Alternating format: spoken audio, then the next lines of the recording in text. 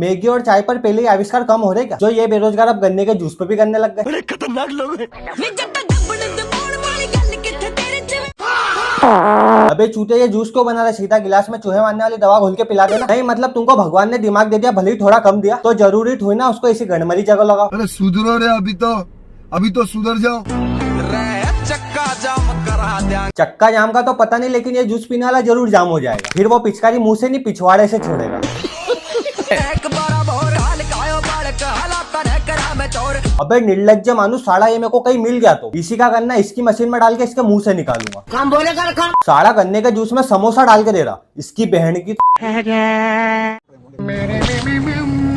नहीं, जरा तुम एक बार चाचा के चेहरे पर मुस्कान देखो, जैसे चाचा ने बूढ़े से जवान होने वाली दवा तैयार करी हो। दवा का तो पता नहीं, लेकिन चाचा एक काम करो, अपनी दुकान के बाहर एक बैनर लगा दो। मगर क्यों? अगर ये जूस पीने के बाद आपको उल्टे आए तो आप इधर उधर नहीं, सीधे चाचा के मुंह पे कर सकते हो।